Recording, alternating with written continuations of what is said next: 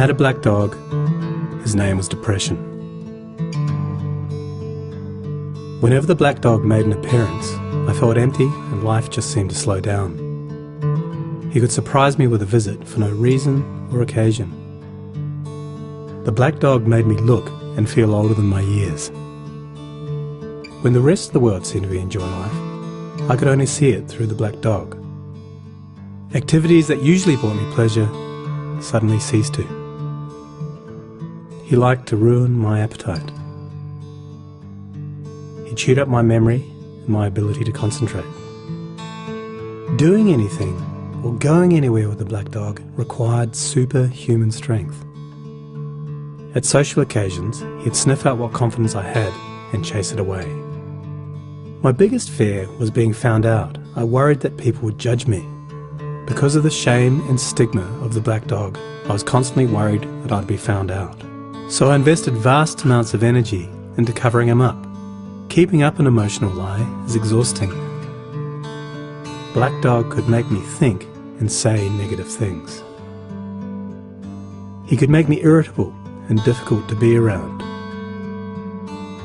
He would take my love and bury my intimacy. He loved nothing more than to wake me up with highly repetitive and negative thinking. He also liked to remind me how exhausted I was going to be the next day. Having a black dog in your life isn't so much about feeling a bit down, sad or blue. At its worst, it's about being devoid of feeling altogether. As I got older, the black dog got bigger and he started hanging around all the time. I'd chase him off with whatever I thought might send him running. But more often than not, he'd come out on top.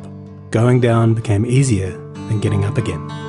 So I became rather good at self-medication, which never really helped. Eventually, I felt totally isolated from everything and everyone.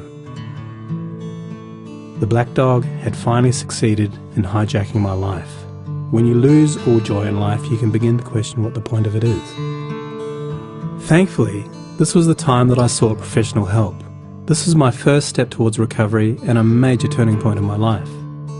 I learned that it doesn't matter who you are, the black dog affects millions and millions of people. It is an equal opportunity mongrel. I also learned that there was no silver bullet or magic pill. Medication can help some, and others might need a different approach altogether. I also learned that being emotionally genuine and authentic to those who are close to you can be an absolute game changer.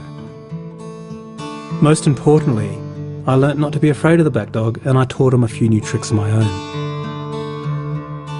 The more tired and stressed you are, the louder he barks, so it's important to learn how to quiet your mind. It's been clinically proven that regular exercise can be as effective for treating mild to moderate depression as antidepressants, so go for a walk or a run and leave the mutt behind. Keep a mood journal. Getting your thoughts on paper can be cathartic and often insightful. Also keep track of the things that you have to be grateful for. The most important thing to remember is that no matter how bad it gets, if you take the right steps, talk to the right people, black dog days can and will pass. I wouldn't say that I'm grateful for the black dog, but he's been an incredible teacher. He forced me to re-evaluate and simplify my life. I learnt that rather than running away from my problems, it's better to embrace them. The black dog may always be part of my life, but he'll never be the beast that he was. We have an understanding. I've learned through knowledge, patience, discipline and humour, the worst black dog can be made to heal. If you're in difficulty, never be afraid to ask for help. There is absolutely no shame in doing so. The only shame is missing out on life.